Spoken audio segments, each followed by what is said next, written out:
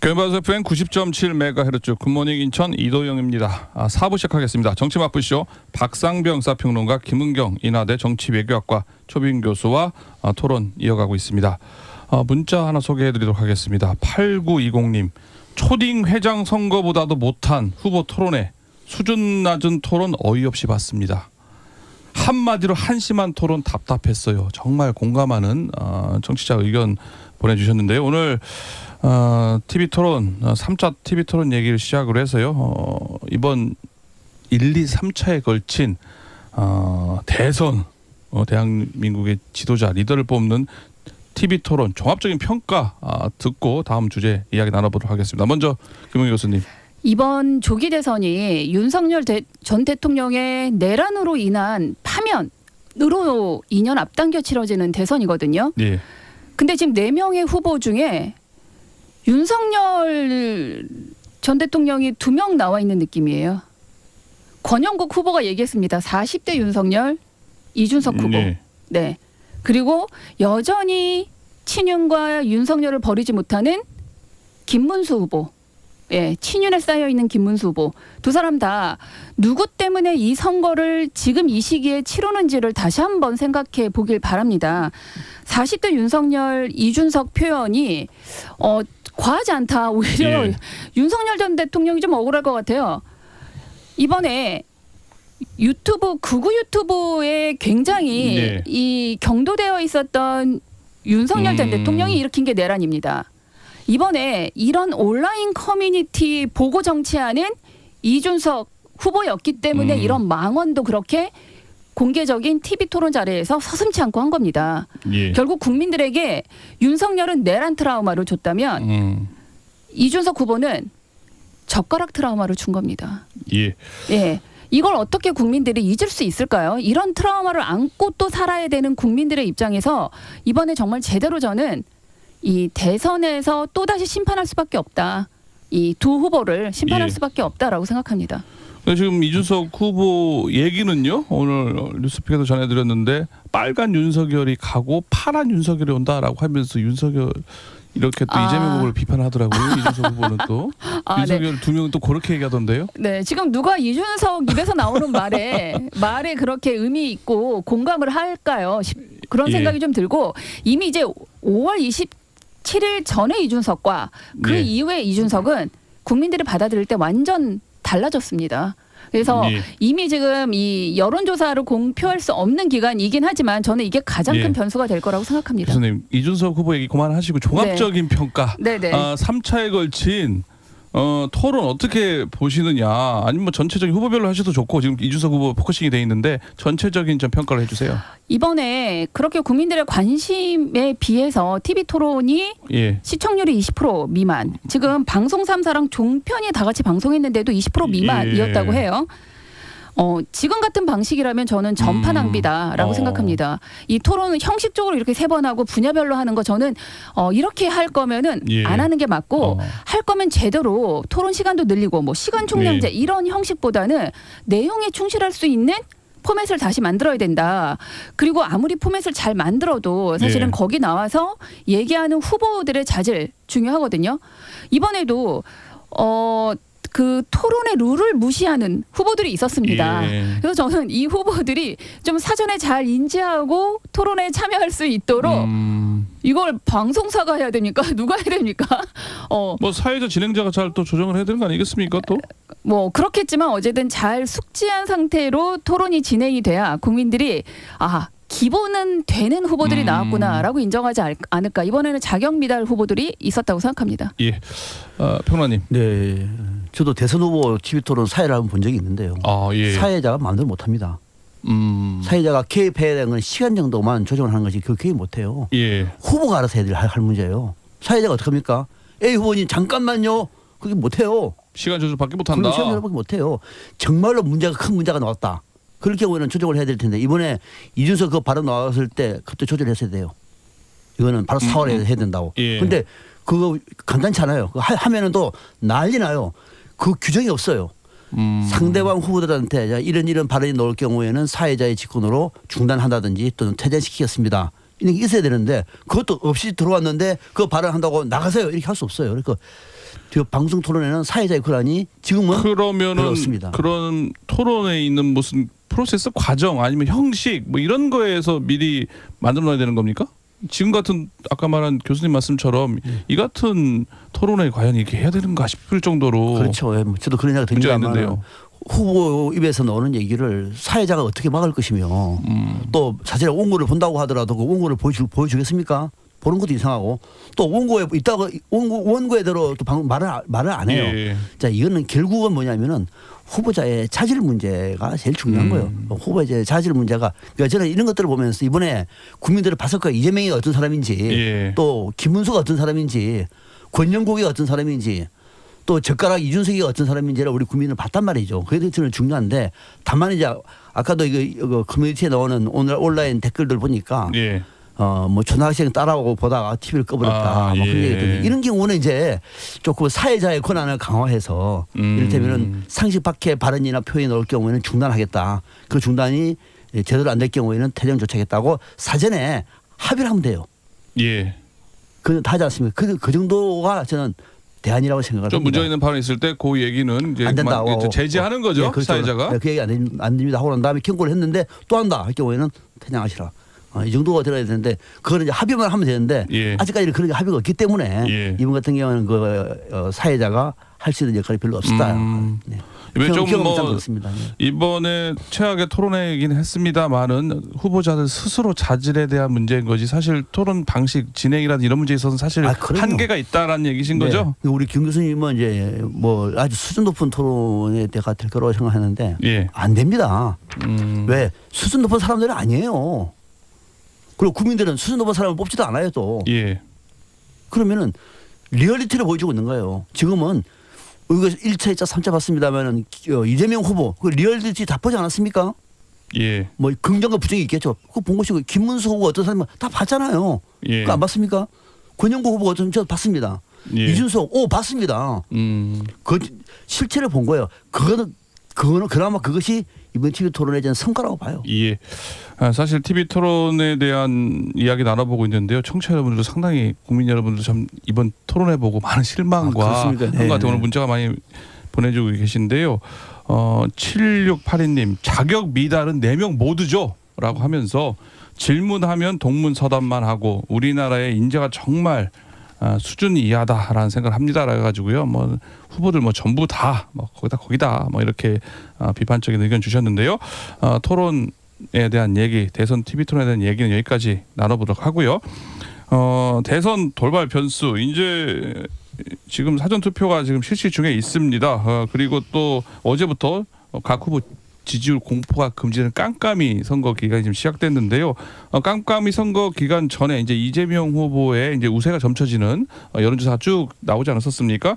근데 이런 판세가 뭐 계속 되겠느냐 아니면 그 사이에 무슨 변수가 있을까? 좀 관심 있게 봐할 포인트 뭐가 있을까요? 변수. 저는 지금 1, 2, 3위 이 순위는 지금 한 번도 뒤바뀐 적은 없잖아요. 예. 격차가 조금씩 변동은 있었습니다만 그렇죠. 예. 그런데 저는 이미 이제 돌발 변수가 발생했다. 5월 27일 3차 토론회에서요. 예. 이준석의 입에서 예. 이미 이 돌발 변수는 생겼고 그 변수가 아직 반영된 여론조사는 지금 공표가 안 되기 때문에 그렇죠. 예. 이전에 우리가 예측할 수 있는 이 투표율과는 좀 다를 것 같습니다. 뭐 쉽게 얘기하면은 10% 두 자리까지 나왔던 개혁신당의 지지율 저는 반토막 날 거라고 생각합니다. 5% 미만 될 것 같아요. 이준석 후보가 10% 네. 넘을 거라는 게 관전 포인트였었는데 네네. 넘지도 못할 것이다. 네네. 지금 우리가 기본적으로 8% 9%까지 나왔거든요. 예. 근데 저는 5% 정도 예상합니다. 예. 왜냐하면 이 TV 토론을 보고 일반 유권자 또는 예. 중도층만 흔들린 게 아니라 개혁신당 지지자들이 흔들렸습니다. 당원들이 흔들렸어요. 당원이 쓴 얘기입니다. 오늘부로 이준석 지지를 철회하겠다. 노무현 파리했던 건 그래 이해하겠다. 그런데 펜코 정계에서 우리끼리 깔깔대면서 해왔던 발언을 대선 토론에서 하면 어떻게 하냐. 내가 다 부끄럽더라. 예. 이거 정말 지지했던 사람들이 지금 탈당 러시도 있고 예. 그리고 일반 마음을 못 정했던 사람들이 이준석은 정말 아니다. 이준석을 찍고는 내가 대한민국의 유권자라고 얘기하기 너무 부끄러울 것 같다라고 예. 생각하는 사람들이 많을 것 같습니다. 그래서 이준석에 대한 지지 철회가 예. 뭐 김문수 후보에게도 좀 가겠지만 저는 그때 권영국 후보와 이재명 후보를 겨냥해서 했던 질문 내 발언이었잖아요. 예. 오히려 그들에게 좀 표가 더 갈 것 같아서 예. 저는 득표율의 변화의 큰 돌발 변수는 이준석. 그 예. 이준석의 표는 새 후보에게 고루 갈 것이다. 예, 알겠습니다. 아까 펜코 얘기하셨는데요. 이게 FM 코리아, 그러니까는 남쪽 커뮤니티죠. 그걸 줄여서 지금 아까 펜코 얘기인데 그 얘기를 대선 후보 토론에서 얘기할 줄 몰랐다라고 아까 역시나 당원이 이렇게 얘기했다는 얘기까지 전해주셨는데요. 평론가님은 지금 남아있는 대선 돌발 변수 주목할 만한 어떤 점이 있을 거라고 보세요? 지금 이준석 지금 후보의 그 대선 토론 발언을 지금 가장 큰 변수를 하나 꼽았고요. 그거는 저는 변수가 안 된다고 봅니다. 그거는요. 이준석 후보 지지율 한 자리 숫자인데 무슨 변수가 되겠습니까? 나는 변수가 하고 변수 없습니다.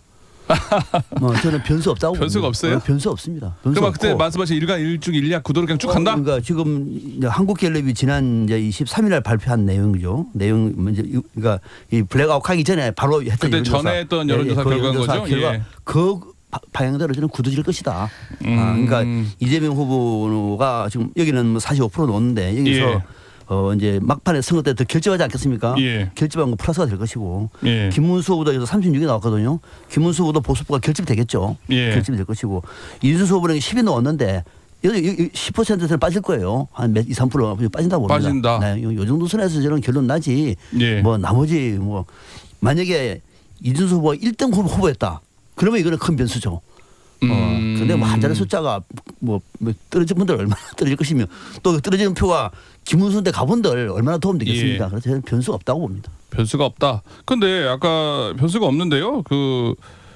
반명 비텐트 얘기 좀 잠깐 해볼게요. 왜냐하면 새미래민주당의 이낙연 상임 고문이죠. 전 총리가 지지선언을 했고요. 또 박근혜, 이명박 전직 대통령이 또 지지선언 비슷하게 하지 않습니까? 손학규 전 대표도 지지했습니다. 이런 것들이 이제 아까 보수 결집하는데 좀 어느 정도 도움돼서 어느 정도 김문수 후보의 표 결집 아니면 좀 더 이렇게 지지율이 높아지는 득표 높아지는 효과가 나는 측면도 있을 수 있지 않겠습니까? 당락에는 물론 있을지 모르겠지만 당연하죠. 지금 김문수 후보는 과제가 보수층을 결집하는 것이 아니라 결집을 시켜가지고 투표장으로 모셔갈 수 있도록 해야 돼요. 지금 보수 같은 경우는 투표 안 한 사람들이 이번에 적지 않을 것 같아요. 그게 아닙니다, 여러분. 김문수 후보 찍어주세요 하면서 투표장으로 모시고 가는 것이 더 중요한 거거든요. 그런 상황에 뭐 이낙연 전 총리라든지 손학규 전 대표 같은 분들이 합류해가지고 한 표를 호소하면은 아무래도 도움이 된다고 볼 것이고 그래서 저는 지금 한국갤럽의 이 여론조사보다도 한 2, 3% 정도는 더 올라갈 수가 있겠다 보수 결집이. 그래서 2, 3%도 올라갈 수 있다. 네, 2, 3% 올라나와서 저는 한 최소 38% 정도까지는 중도층까지 포함해서 올라갈 거라고 보고 있고요. 이것이 대세에는 영향을 안 미친다고 하더라도 사실 김문수 후보한테는 중요한 거거든요. 몇 프로 노는 것이 참패해버리면은 이거 어떡합니까? 그래서 막판에 이제 우리가 블랙아웃 동안에는 알 수가 없습니다만은 보수표를 결집하는 데는 분명히 도움이 된다고 말씀드리는 것이 옳다고 봅니다. 저랑 좀 다르게 보시는데요. 저는 오히려 이 반명 비텐트가 오히려 지지율을 떨어뜨릴 것이다. 떨어진다 오히려? 떨어진다. 저는 그래서 35% 턱걸이 할 거라고 봅니다. 35%도 겨우 넘을 것이다. 효과가 없는 거네요, 그러니까. 효과가 있죠. 오히려 지지율을 떨어뜨린다니까요. 떨어뜨린다요? 네, 역효과가 있는 거죠. 지금 박지원 의원이 5인조 유세단 이렇게 표현을 했어요. 지금 이낙연 전 대표가 지지선언을 공개적으로 하는 바람에 새미래민주당 탈당 여기도 러시 중입니다. 공개적으로 지난 총선에 함께했던 그래도 알려진 이 인사들이 공개적으로 다 탈당했습니다. 네, 지금 대표 정도 남아있지 않을까 싶어요. 저는 이재명 떨어뜨리려고 본인을 더 망친 두 사람이 바로 이준석과 이낙연입니다. 네, 저는 이낙연, 박근혜, 이명박 지금 이게 존경받는 전 대통령들도 아니잖아요. 그 사람들까지 다 끌어안아서 소위 정광훈, 윤상현부터 끌어안아가지고 친한계까지 다 끌어안아서 이게 빅텐트가 제대로 쳐졌을까요? 저는 오히려 이렇게 잡탕을 만들어 놓은 것 때문에 지지자들이 떠날 것이다. 한 합리적 보수들도 떠날 것이고 세미래를 지지했던 사람들도 떠날 것이고 저는 그래서 오히려 이 방명 빅텐트가 오히려 네. 민주당에 더 유리한 그런 텐트가 됐다라고 생각합니다. 예.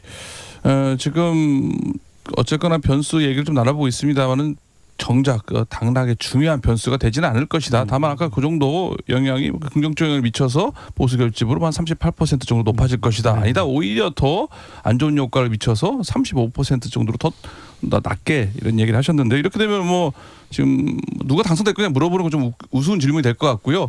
투표율 그러면은 이런 상황에서 좀 투표율은 좀 어떻게 좀 높아질까요? 아니면 뭐 예년 수준을 유지할까요? 어떻게 좀 전망을 해볼 수 있을까요? 보통 이만큼 되면 이제 저희들은 평론하는 입장에서는 투표율을 분석을 하거든요. 예. 각 지역에도 얘기도 들어도 보고 분위기를 보는데 이번에는 이제 투표율 조사 안 했어요. 별로 의미가 없어요. 뭐 지금 예년보다 더 높아지든 낮아지든 예. 이미 큰 흐름은 바닥에 잡혔기 때문에 투표율은 별로 의미가 없습니다만 예. 아마 예년 정도보다는 약간 하회하는.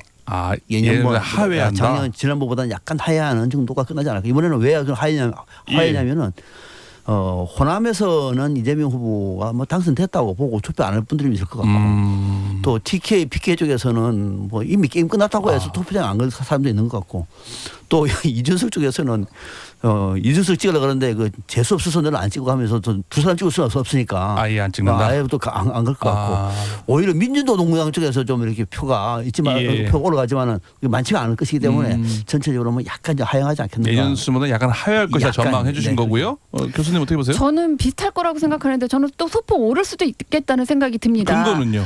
그러니까 지금 보수는 보수대로 또 그 진보는 진보대로 결집을 조금 더 할 수 있을 것 같고 예.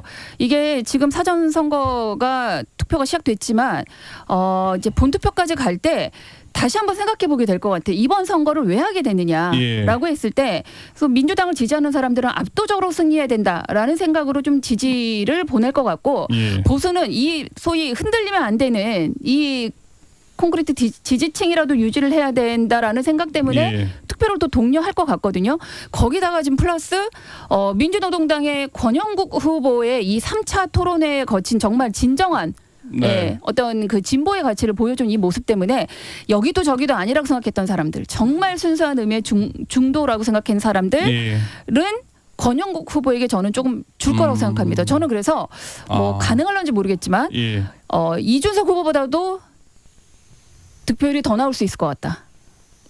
권영국 후보가요? 네. 야, 이거는 굉장한 발언. 굉장한 발언인데요, 이건 진짜. 네. 그래서 민주당이 조금 실망한 너무 이제 그 보수까지 흡수하는 이 과정에서 조금 실망한 진보 지지자들 민주당을 지지했던 그런 이 유권자들도 조금 포함할 수 있을 것 같고 오리지널 그 진보 지지자들 그리고 정말 순수하게 누구도 정말 마음에 들지 않는다. 다 흠이 있다라고 하지만 권영국 후보에게는 큰 흠은 없고 그럼 내 표를 여기에다가 비록 사표가 될지라도 결국은 뭐 1등은 아니면 다 사표 아니겠습니까? 그렇기 때문에 저는 권영국 후보의 지지율을 그러니까 득표율을 그 개혁신당 이준석보다도 조금 더 높게 희망을 담아 전망해 봅니다. 만약에 그래만 된다고 하면은 진보 정당의 선거 정치 역사상에 거의 혁신에 가까운 혁명에 가까운 결과가 될 텐데 뭐 그리 되면 아마 민주노동당 같은 경우에는 좀 더 양양하겠습니다만 쉽지는 않아 보이고요. 쉽지는 않아 보이고 이번에 저는 이준석 후보가 이런 일이 있고 난 다음에 좀 젊은이답게 좀 사과를 했으면 좋겠는데 해명하는 게 참 너무 유치하죠, 그죠? 뭐서 그것도 순화시킨 발언이라고 얘기하는 것 자체부터가 왜 이게 어디서 정치를 배웠는가 싶은 저도 그런 생각이 듭니다. 알겠습니다. 오늘 말씀 여기까지 나눠보도록 하겠습니다. 정치 맛보시죠. 두 분 오늘 출연해 주셔서 고맙습니다. 네, 고맙습니다. 네, 감사합니다. 지금까지 박상병 사평론가 김은경 인하대 초빙 교수였습니다.